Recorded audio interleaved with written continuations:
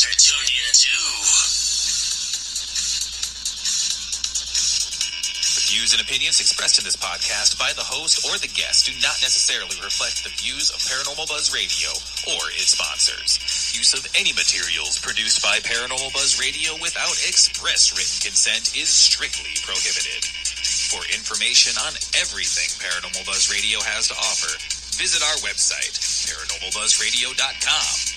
Like us on Facebook, follow us on Twitter and Instagram.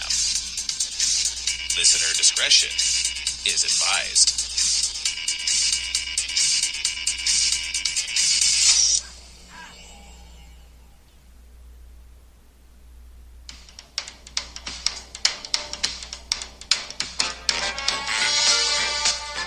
Welcome to Into the Abyss with Peggy Gypsy. Peggy comes from a long line of spiritual mediums. She is also an afterlife researcher, a paranormal investigator, and she mixes her skills with her special gifts in order to seek knowledge of the unknown, paranormal, and metaphysical. Join Peggy live on Spreaker, Saturday nights, 9 Eastern, 8 Central. For some great conversation with awesome guests and some fun along the way. Be sure to follow Peggy's social media on Periscope, Facebook, Instagram, and Twitter. For all of Peggy's sponsors, check out the links in the description.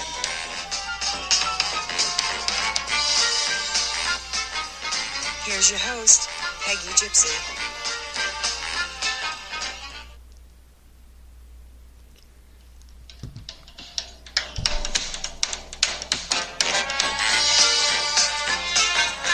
Hello world, and welcome to Into the Abyss with Peggy Gypsy.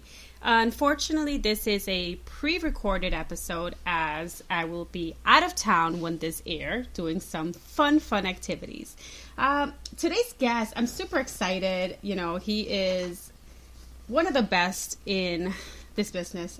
You know, he has taught me so much. I have learned so much from this person and about his investigative skills. But first, let me just give a quick shout out to my sponsors, Crescent City Conjure. Their Facebook is Crescent City Conjure, website crescentcityconjure.us, and they're located at 2402 Royal Street in New Orleans, Louisiana. If you're in New Orleans, make sure to check them out. They are amazing at that store. Also, one of my sponsors is Colorado Paratech. Their Facebook is Colorado Paratech, and they're the creator of the Ghost Light. Now, let's go back to my amazing guest for tonight. I mean, I am so excited that he took time from his busy schedule. And he is the only second person that I've always, said that he is a jack of all trades. He is an author, paranormal investigator, medium, songwriter. I mean, he does everything. And I'm super excited to have him. It is Sean Austin. Hi, Sean. What's up? How you doing? I'm doing all right. How you doing, Peggy? Pretty good.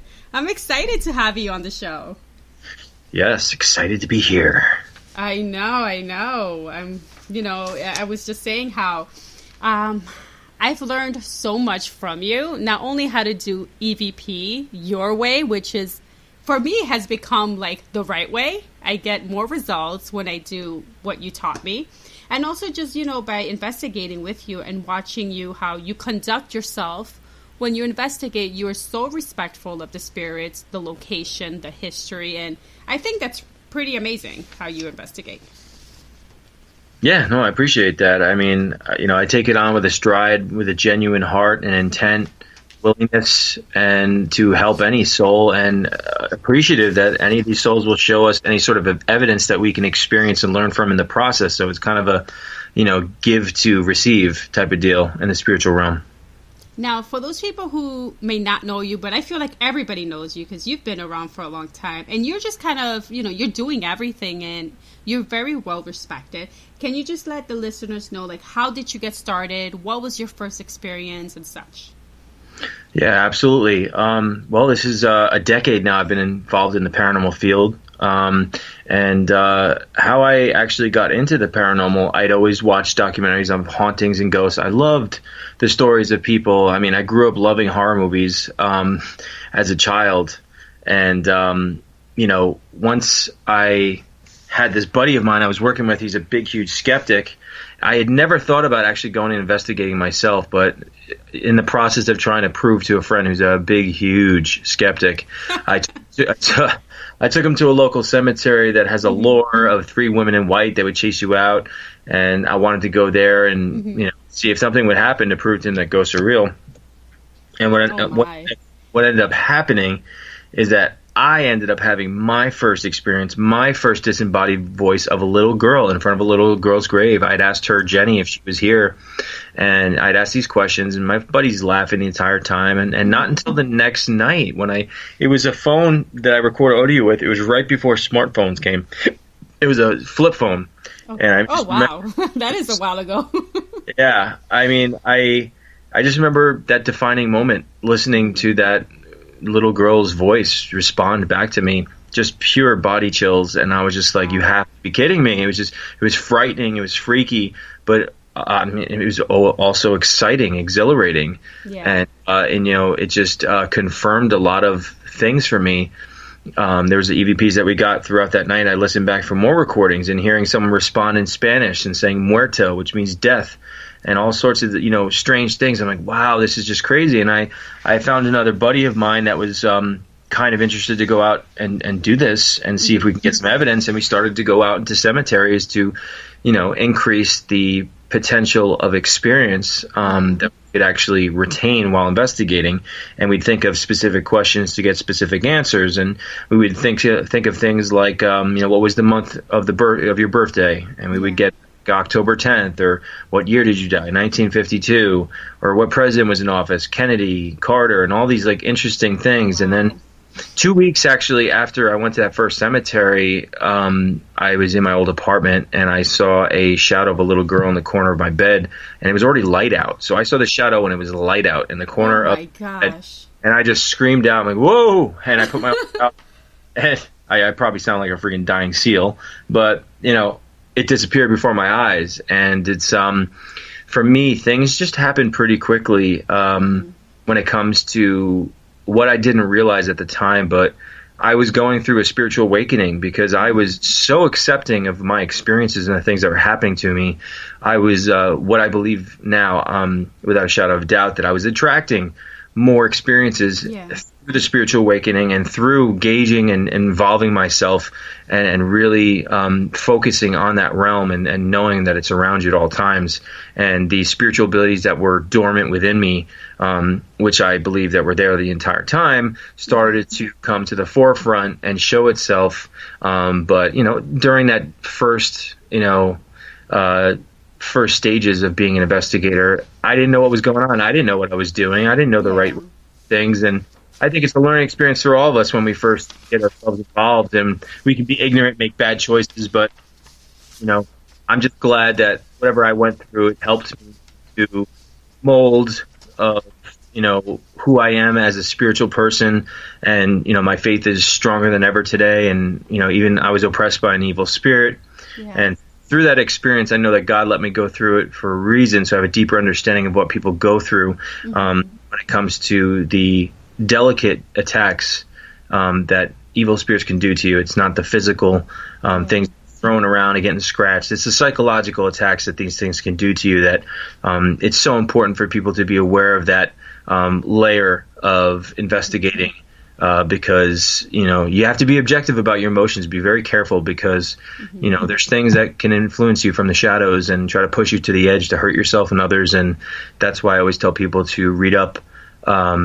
If you're thinking about investigating or being a part of the field, it's just really good to read up on books that can help you formulate, all the different scenarios that can take place and against you or for you, and how to protect yourself. And obviously for me, in general, obviously is having a strong faith foundation, because you can't go up against evil spirits with your fists or weapons and stuff like that.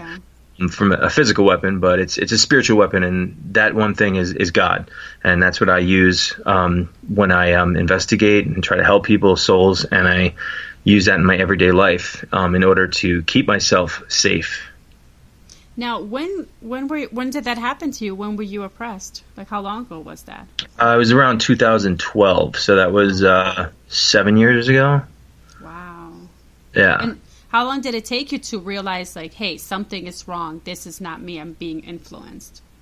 It was about 2 weeks of the most painful experience that I've ever gone through in my life. And I can comfortably say it was the most painful, because I was literally waking up like 5 o'clock in the morning and feeling like I was being stabbed all around my stomach, and feeling like I was watching my family being burnt alive, and just feeling like, I don't even know. It was so psychologically painful that, I mean, dude, I was going off to a cemetery and sitting there by myself in the dark, and I was just sitting there recording audio, and I could just, these EVPs were saying, hail to this demon and hail to that demon. I was going into a trance, and I could smell rotting flesh.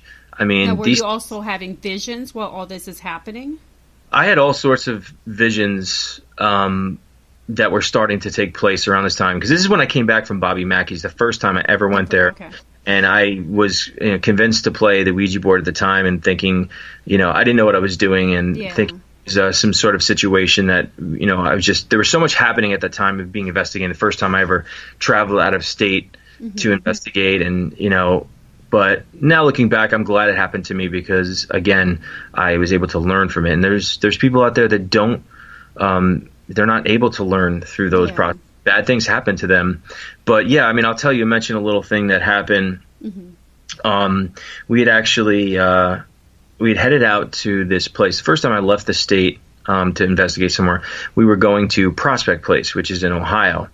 And I'll never forget the night before we got there in the hotel room, I had this dream of the Pope at the time, who's actually resigned, which is, no one really knows why that Pope resigned, especially with all the scandals that's going on these days with the church, which is unfortunate. Makes you wonder. But I remember seeing this Pope on a float, like there was a parade going on, and he was on his float, and he was waving back and to the left and to the right of the street, but there were no people around anywhere. And all of a sudden, this man's next to me goes, Sean. And I looked to the right, and there was a man in normal priest's clothing. And he goes, Sean, that's not the real Pope, right? I'm like, really? He's like, no. He's like, take a look over there. And then I saw this huge stone statue of Satan, and it formed into this huge, evil black horse with red eyes and smoke coming out of its nostrils, and stood up on its hind legs and just made a horse noise, and then ran off. And I woke up the next morning. I told everybody about the dream. They're like, that's pretty messed up. And when we went to the place to investigate, there was this demon's name that was coming through constantly. And the guy was asking people if they knew who this demon was, because we kept on getting it. All of a sudden we found out it's this demon that usually comes in the form of a black horse. So that was me having some sort of premonition and introduction of what we were dealing with on the property. And that is where I ended up playing with the Ouija board. But then we ended up going to Bobby Mackey's after that, and it was kind of a shitstorm that actually created itself around me. By the time I came home, it was like within like a week of coming back from Bobby Mackey's, little strange things were happening. I remember sitting by my computer and just feeling burning on the top of my feet, and looking down, and I had 3 claw marks on the top of my right foot, and they were bleeding. And then the left foot on the top of my foot was just bleeding. No scratch marks, just bleeding. And I remember sister looking at me, and she's like, Sean, what the frick do you have? What the hell is that, the stigmata? I'm like, I have no idea. I have no idea what's going on. And then I go, the next day, it's raining out, and I get back I go to my car, run to my car to get inside, and then I go to turn on the car and realize that somebody wrote the letters JS in my car from inside the car on the windshield, right on the driver's side, right in front of my sight. And I'm just like, who the heck is that? Wow, and it's just another one of those things where I was looking back and thinking, Bobby Mackey's, and knowing Johanna was known to follow young men home, and nobody knows who Johanna's last name is. So I don't know if those are her initials, but I'm connecting to with that. After that was when the oppression started to happen, and And once I recognized what to do, because let me tell you, I felt like I had to drink beer just to make pain subside. Yeah. Because it was so bad. I was driving my car and I had to pull over because I feel like I couldn't breathe. It is so bad. But once I recognized, and I was looking up about, grounding and psychic protection, and I just never remember doing it. I was like, I didn't know what to do. I would never want to kill myself, but I was just sitting there thinking, like, I don't even know if I can do how long this is actually going to, how long is this going to last? Like, Jesus. Yeah, I mean, like, I know that some people might not be able to handle what I'm dealing with right now. It's really bad. And I just remember looking up this exercise that I did of, having your feet as roots going deep in the ground. You imagine them as roots going deep in the ground. You imagine this white light all around your body. And, I do this exercise of inhaling through the nose of white light positivity, imagining it as white light positivity, and exhaling the negativity as black smoke, as if you were imagining it was black smoke. Okay. And doing this 3 times and saying, I am grounded, I am of this earth, and I'm surrounded by the white light of Jesus Christ. Oh, and right after I did that, I felt about 75% better. Mm-hmm. I saw this red glowing ball fly right through my window, and I said, mother effer. I was like, they got me. And within 2 days, I felt back to normal, like as if nothing happened to me. Wow. So that was like, it's a terrible experience, but, from that experience, you've learned so much and you've come so far in how to protect yourself and how to, properly go out there and do investigations. Because I feel like now everybody wants to be a medium, a psychic, paranormal investigators, and people are going out there and not protecting themselves, and they're just like walking targets. That's how I see it. Yeah, I mean, like I said, I didn't know what I was doing too, and there were hiccups along the way for me too, but it has led me here, and I know that every little bump in the road, God knows that we're going to go through. It's how we cope with it and how we turn something negative into something positive. And for me, with being involved in the paranormal field, it's helping others with those experiences, because I have a deeper understanding of what people can go through, do go through, and will go through when people involve themselves in the field or invite things into their lives, spiritually, and malevolent forces and all sorts of things. So you just gotta, give out to the world and bring light to where it doesn't reach, with every aspect. It doesn't have to be spiritual. It's just in general. And for people like myself, obviously, that's what we got to do. We got to bring light, and share that light with everyone who doesn't know about it, so they can progress for themselves and their souls ultimately. Yeah, I completely agree. Now, now I want to know, what was the best location thus far that you investigated, that you left and you were like, wow, I got so much activity. I mean, of course, I know I've investigated with you, and I know you're, at the beginning when we first met, you used to say, oh, Peggy likes bubblegum investigations, Uh-huh. Now I've got, now I've actually crossed over to the other side. So, not to the extent of what you do, but, I'm more open to things now. And so what was the location that you were like, you know what, this is my top location. I love this location. I don't know. I actually don't know. There's a lot of places that I really like that are just really active and really crazy, that are just so fascinating. And just like Letchworth Village. I mean, there's this place, it was featured on Ghost Adventures. And, when I started investigating, it was the closest only thing that was like abandoned, that was haunted, that has all these stories attached to it. And I just remember going there, and I'd been there so many times, dozens of times, and I've had so many experiences there. That place is so haunted. It's really fascinating, and it's really sad for all the suffering, the patients that were mistreated, and and all the deaths that took place there. That place really fascinates me. There's just a bunch of places. I mean, Letchworth Village. I mean, Bobby Mackey's. This place in Indiana, Revenant Acres. I couldn't believe what happened to us. What happened? Do tell. Well, I had gone there with Dave Spinks and David Weatherly. I think you just had Dave Spinks on one of your... Yeah, he was on the show. So these guys told me about this place in Indiana that's really, really messed up. And I'm like, oh, yeah, sounds like a party. So, of course you would say that. So this place has a video on YouTube of some guy allegedly being possessed by the spirit of the house. And then you can see in the video, and they showed it to me, and this guy's eyes are dilated, and he's drooling, and his arm is contorting, and he's speaking to this other gentleman that's in the house, and he's saying, "I am 7" in this creepy voice, and he's like, "You're nothing," wow. something like that. And I was like, that looked legit. And when he spoke, it sounded like it was the layered voice. And like, you see you see videos today, and people fake so much stuff. Oh yeah, and there's so much fake stuff. And I looked at that, and I was just like, this looks pretty legit. I mean, it was definitely, wow, this place could be really legit. And we went there, and we started to investigate. And I remember Dave handed me the spirit box.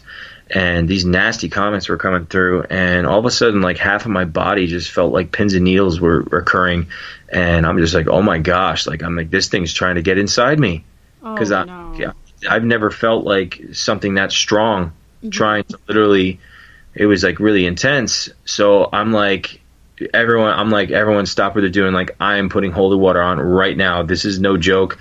Knowing that this person was possessed and another person was house, I don't know what this thing's capable of.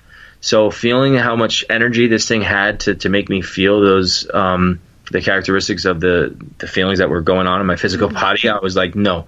And I went to the kitchen in the first floor of the house, and I remember putting holy water on my forehead, and Dave and David started to put holy water on their heads.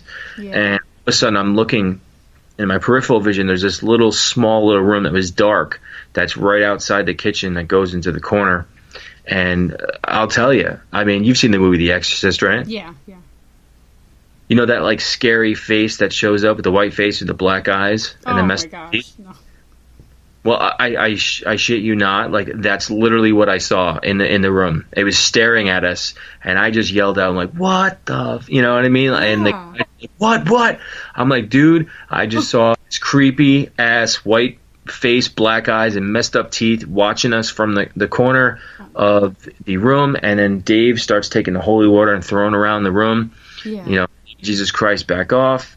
And all of a sudden this like weird shit smell started coming out of nowhere, like rotting, putrid smell. And, he's going around the house, and I remember the ovulus spitting out like, devil, minion, holy. And then all of a sudden he finished throwing holy water on the first floor, and we're like, okay, that was kind of crazy. And Dave didn't realize that his EVP recorder was actually turned on in his pocket while this was all happening. And when we went to listen back on the recording, while he's throwing the holy water around, you can hear this voice go, "You better pray, it burns." Just like, and we were just like, you gotta be kidding. I love the voices you make, by the way. Because you have like a voice for like every scary thing. You have a voice for it. So we took a little break with that, and then we ended up going upstairs at some point, and once again I was holding the spirit box, and this putrid shit smell started coming out of nowhere. Now, mind you, I had gotten this like clairvoyant vision of what this thing looked like, and it was like a demonic face. It looked like a boar. It looked like a boar with red eyes and tusks, and I just felt this pins and needles on half of my body again. I'm just like, this thing is trying to possess. I'm said, in the name of Jesus Christ, I revoke your permission. Back off, and say that. And like I swear to you, like it felt as if out of nowhere, as if a truck hit the house, and the whole house shook. Wow. And we like turned off all of our equipment, and we just looked at each other, and then we just started to hear these like footsteps coming up the stairs to us, and we're looking at each other like, are you kidding me right now? And all of a sudden you just start hearing this like chitter chatter whispering. Oh my god, I am so scared right now. I'm sitting home and I'm like, oh my god, I'm gonna kill you, I'm scared. Yeah. So we literally were like, I've never like actually just ended up leaving an investigation like that, and neither had the guys. Like, we're just poking this thing. Like, I mean, this thing obviously was showing how powerful it was, and it was like, what's the next thing that's going to happen? One of us is going to get possessed. Oh yeah, definitely. That's what would have happened if you guys would have remained there. Yeah. So I mean, we packed up our stuff and left, But, that thing was following me around for a while. I was doing investigations when I came home, and it was saying I am 7, and things like that, referring to what that man said when he was possessed. I am 7. And other people have gone investigated there too, and experienced the same thing. It's creepy, fascinating all at once. I wouldn't be surprised if I end up back at that place at some point for some reason or not. I think you will, because knowing how you are, I think you will go back to that place. Yeah, probably so. Ugh. Now, has there been you don't have to say the name of the location, but has there been a location that had, that people would tell you, oh, it's haunted and this happened and that happened, and when you get there, nothing happened? I don't think that's... If nothing happened, maybe it wasn't as much as activity, or has there been you don't have to say the name of the location, because I don't want to put anybody... I don't think that's ever really happened to me. I've stayed in a bunch of hotel rooms by myself in places that have interesting history that I seem to always have interesting experiences wherever I go. And I wouldn't want to judge a place to actually go. And if some place they told me was really active and I go there and I'm dancing around with the Teletubbies, that happens. I mean, that's something that I know that happens when it comes to, activity. I mean, I know that I've been in places many times that have been a crazy activity, and then another night you go in there and you hear crickets. Nothing. Yeah, there's crickets. Nothing going on. And I actually have an interpretation of what that means is I do believe that the moon phases have something to do with the paranormal activity, with water being a conduit to paranormal energy. Most of the planet is water, and what the moon does to the tides around the world, it would make sense that why one day it's really active and one day it's not. I think that's a big factor. There might be probably other factors as well, but I do think that is part of it. But someone like me, being sensitive, and I usually have things happen overall. I mean, it's many quiet nights that I have when I go investigate places. We just went to this place last weekend, a White Hill Mansion in New Jersey, and the place was great. It was really fascinating, really interesting. Really? Oh, yeah. I would definitely recommend checking that place out. It was a bordello. It was a speakeasy, and then there's a bar in the basement. The public would be there, and mob ties, and there was slavery and Underground Railroad, I believe. The place was used for so many different things, and each room has its own characteristics of energies that's going on. Wow. And we were having some really interesting stuff go on there. Any place that's really active, you can go in there one night, nothing happens, and next, and it's like a Hollywood movie. I mean, it can happen at a drop of a dime. You just don't know. Yeah, it can, because sometimes you're investigating and you're like, you know what, I've been here for hours and nothing's really happening, and then all of a sudden it's like a switch went off and you're like, whoa, what is going on? Stuff starts to happen. Now, I did see this weekend that you had a pretty exciting weekend. You saw Annabelle and all the other items as well. Yeah. We had some guys in town as part of a little team that I put together. That we all just got together. Actually, we actually linked up and we hit up that place, White Hill Mansion, on Friday. Yeah. And on Saturday we hit up a bunch of classic places because these guys have never seen Connecticut. And, places that are all tied to the Warrens. Ed Warren's favorite cemetery, Union Cemetery, where he caught the lady in white on video, which he wrote a whole book about, and where Ed Warren was buried. And, we were lucky enough to get a tour with the son-in-law, Tony. Gave us a little tour on Sunday of the museum, which is, I've only been there one other time, all the way back when I started in 2012. I have such appreciation and respect to the pioneers of the paranormal field, and the Warrens are right there at the core. I wish I could have met Ed. I was able to meet Lorraine once that year, but I'm so appreciative to be around all these people that have been around in the beginning. Like Ralph Sarchi, who I've learned a lot from, and John Zaffis. All these people have such plethora of knowledge, and they were around when not many people were interested in this stuff. That's when you knew it was true passion. These days, the paranormal is part of the entertainment business, so it's all about being on TV, and it's less about search and less about the passion. It somehow just falls there, in the middle, and that's where you get a lot of ignorance and stupid choices and people doing drama. It's more a lot of drama. It's more about like a competing acting job in Hollywood than it is about. Yeah, it is like, oh hey, look, I got this, I got that. It reminds me of the years that I lived out in LA when I was in my 20s.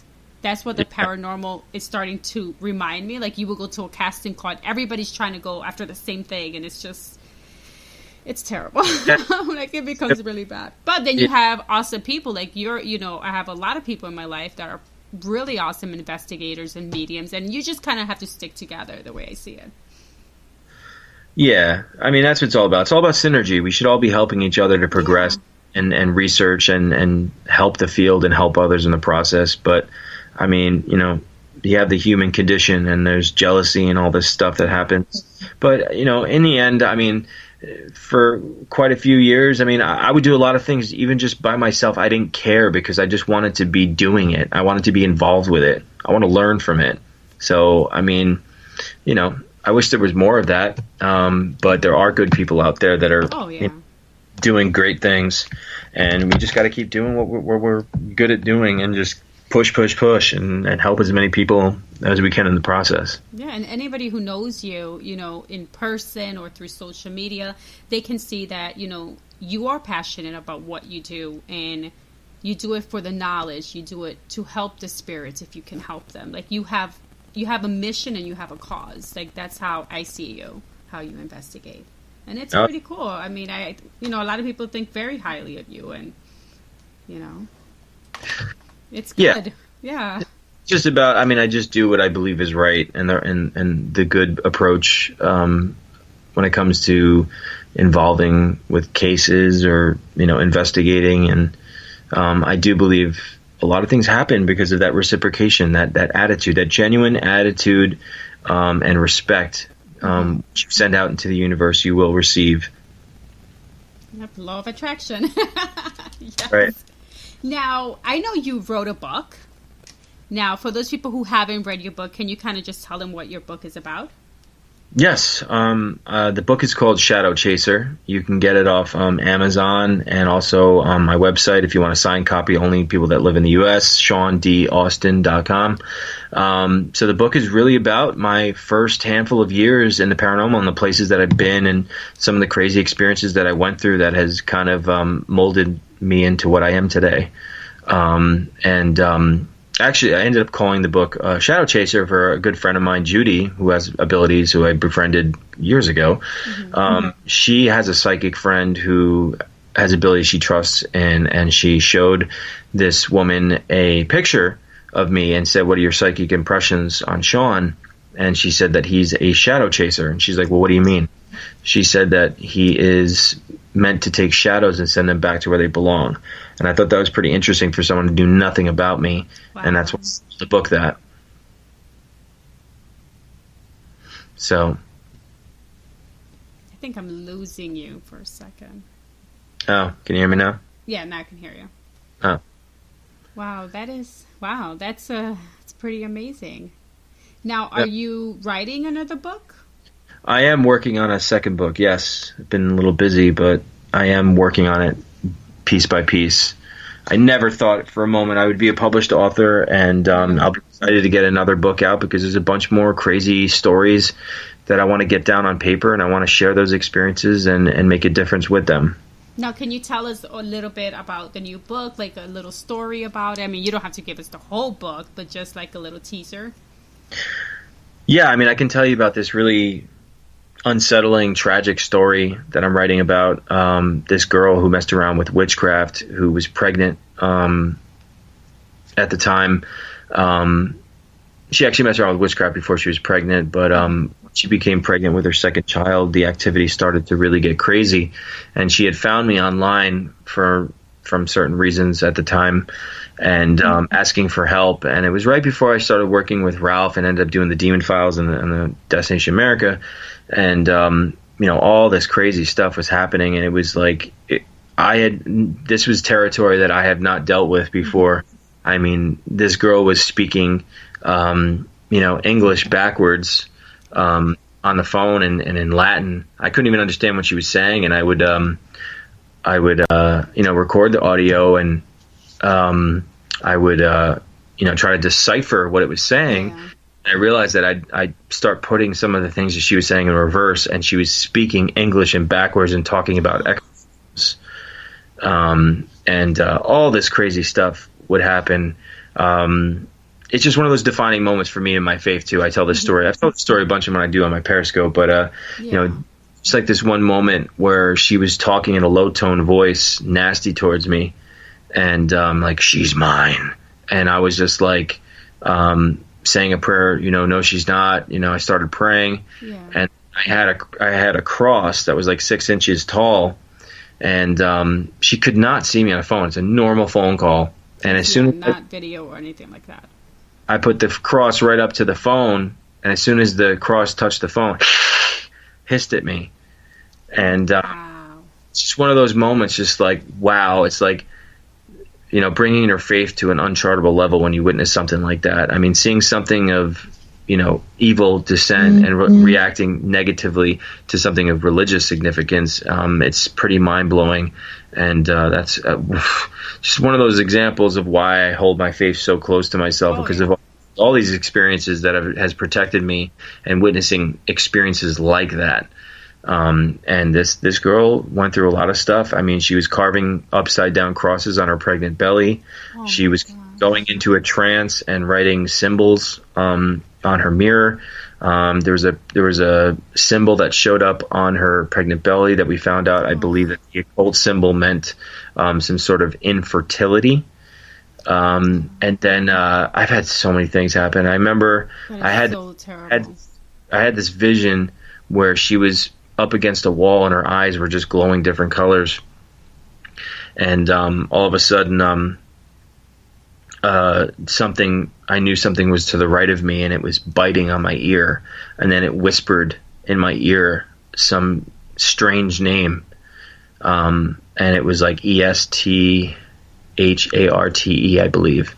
I had to look it up because I'd heard of it before, and it's some sort of demonic goddess associating with fertility.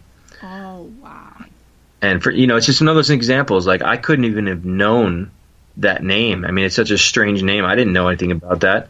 And to know that it's associated with fertility and what this girl was dealing with. Yeah. I mean, so much stuff happened with this girl, and it's not something that ends, Yeah, don't tell us how it ends, because I want people to, you know what I mean? You don't tell me everything. Yeah. Because I want people to go out and, get the book and see how, her journey, how, was it a good ending, bad ending, and it's just real life, things that do happen. That's what I think it's important about getting the story out there, because whatever happened to this girl, it's terrible, and it's just to show an example of what can happen if you mess around with witchcraft and the repercussions that can happen to you, not just today, but years down the line when you may be having a child, or maybe when you're happiest in your life, and then this thing has the invitation to come into your life when you're most happy, to make it miserable and make you suffer in any possible way that you can. And is it really worth it to mess around with that stuff? That'll be up to the individual. Yeah, I know you've told me that story personally. That's what I'm like, no, don't keep on. Because, I want people to go ahead and get your book when you finish publishing it. Now, what events? Crazy. That's one of the crazy stories. That's probably the craziest story that's going to be in the book, because it's, it's literally like a movie. Yeah. It is definitely. I can definitely see this on the screen. That's a prediction. Yeah. But like I said, it's important to get these stories out there. Because these are everyday people that things are happening to, Yeah, I could actually let you hear. Actually, I have my old phone here. Oh, right, you do? Can you play it so people can hear it? So this is after I put what she was saying backwards, and you can hear her say, "It's an exorcism." Oh. After I put it in reverse.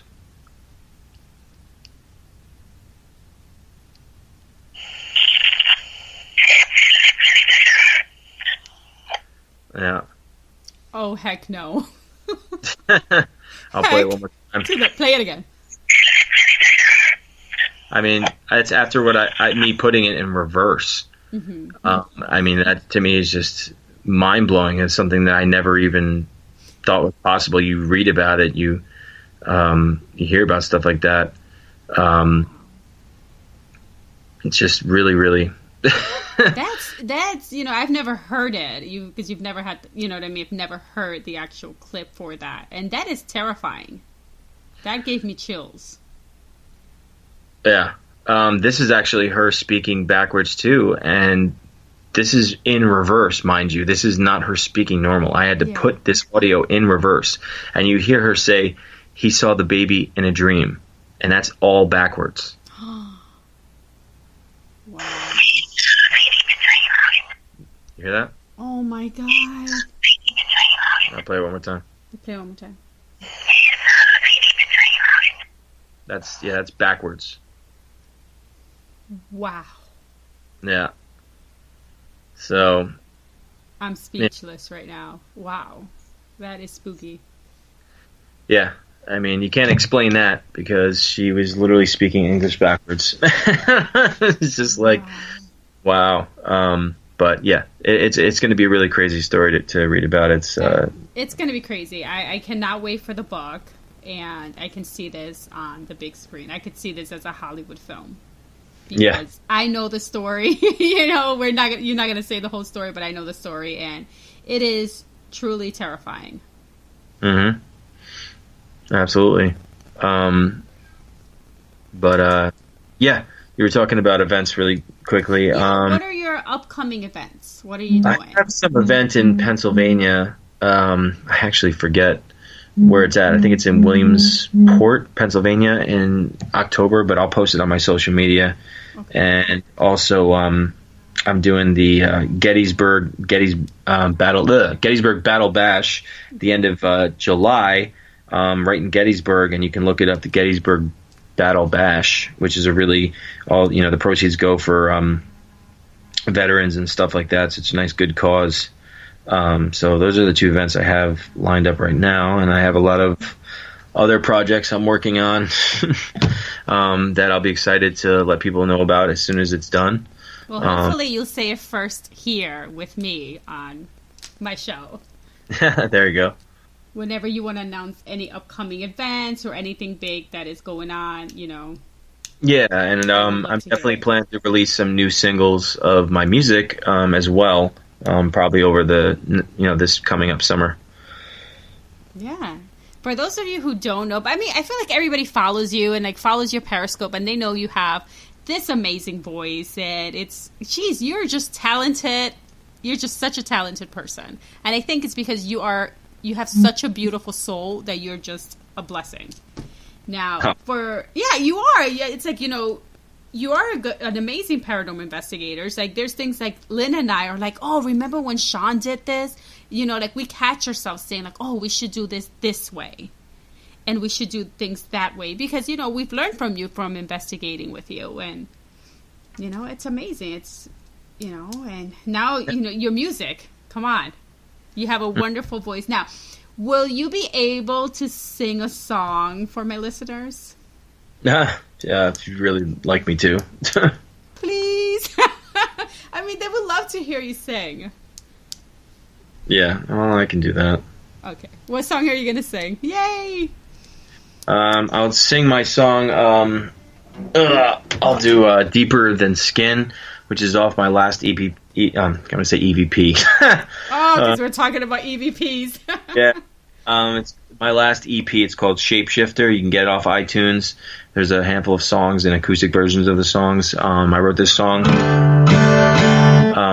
It's called Deeper Than Skin. It's about us. It's about having spiritual connections with, a person that's just kind of like unsaid that people go through, which I think a lot of people do and maybe not realize. But let me just tune this really quick.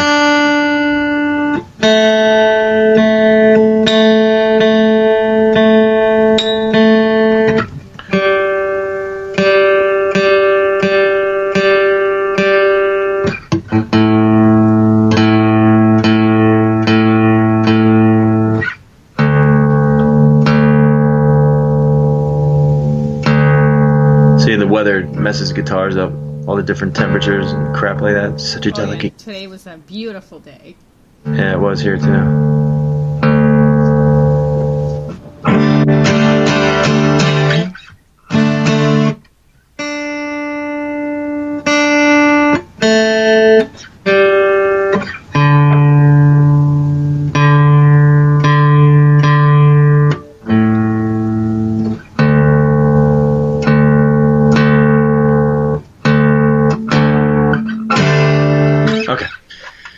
Okay, so here we go. I know. I'm sorry I put you on the spot, but thank you. No worries.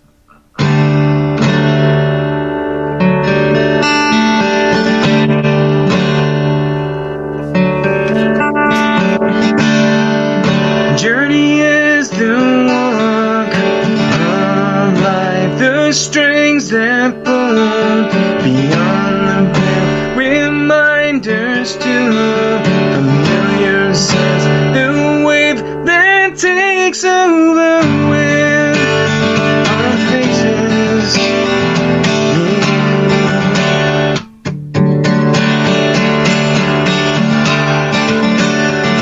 I can't deny what's the shining tune, like favorite sailors, what I feel is deeper than skin.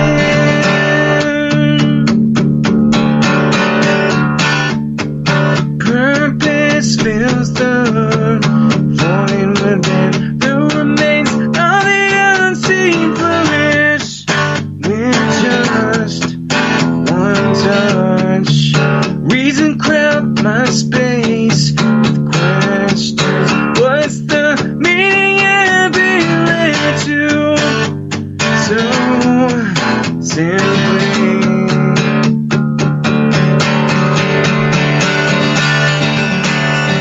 I can't deny what the shining tune, like favorite sailors, what I feel is deeper than skin.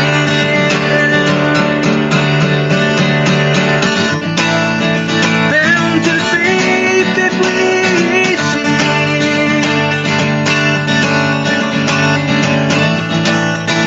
holding close to mine, I guess we'll see.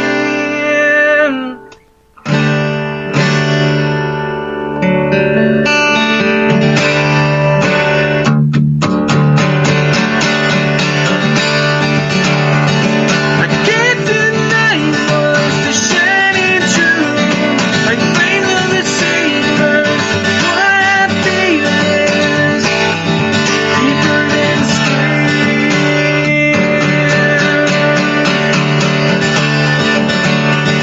I can't deny what my soul screams of, destined to confuse what I feel is deeper than skin. Whoa, whoa, whoa, whoa, whoa, whoa, whoa, what I feel is deeper than skin. Whoa, whoa, whoa, whoa, whoa, what I feel is deeper than skin.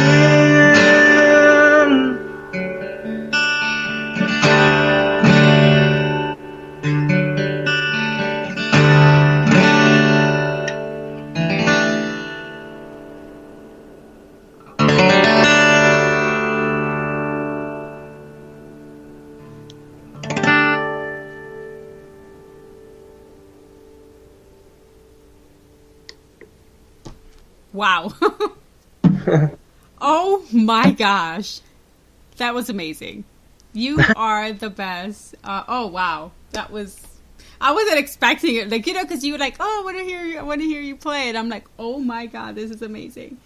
But, okay, so we're about to end the show. What words of wisdom do you have for people who are out there or are investigators, you know, paranormal investigators? What advice would you give them?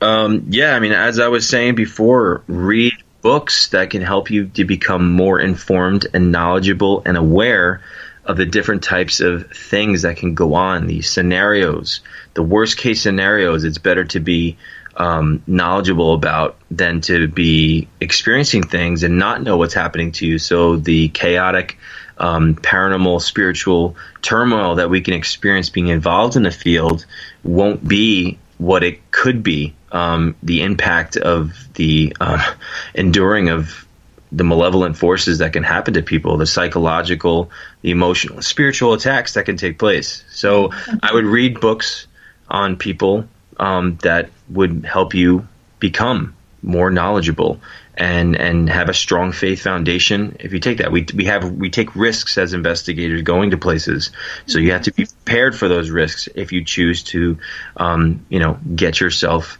involved. Wow, that was great.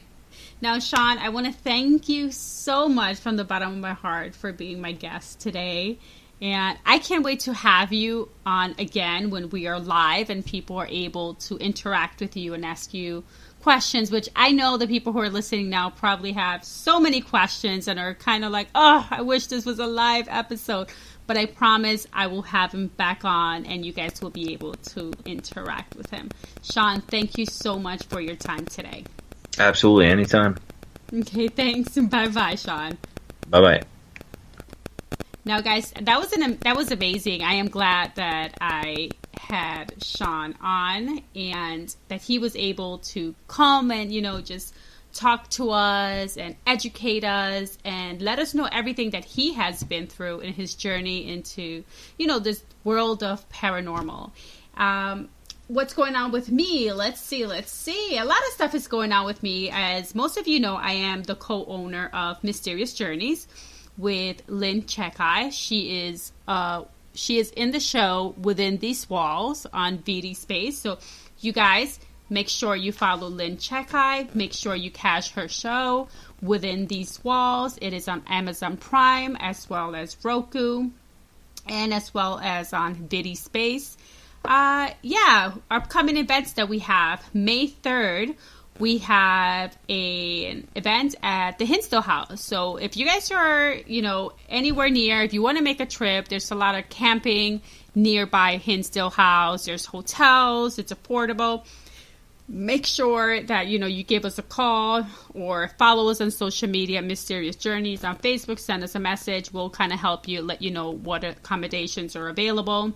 That, again, is May 3rd at the Hinsdale House. May 5th, we have a Cinco de Mayo tour at the Statler here in Buffalo, New York, which we love the Statler. It's going to be a great event, and we are so excited to be able to, work with them and be able to do tours at that location.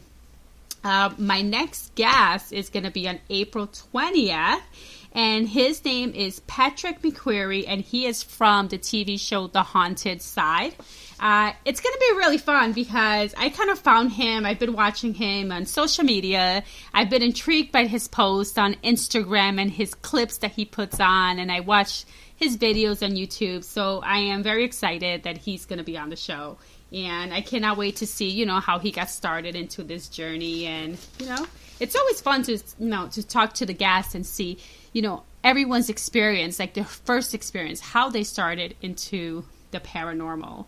And I'm learning a lot. A lot of people that I've interviewed are people that I don't know or people who are my friends. And it's just kind of interesting to see their point of view of how they see the paranormal, because we all join for many different reasons. We all investigate for different reasons, and we also have, different ways to investigate. So it's kind of interesting for everyone to have a platform on this show and talk about themselves, talk about their experiences, and it's exciting. So guys, again, I do apologize that this is a pre-recorded show. I am out of town doing amazing things. So if you guys follow me on social media, you will be able to see where I'm at when this show airs.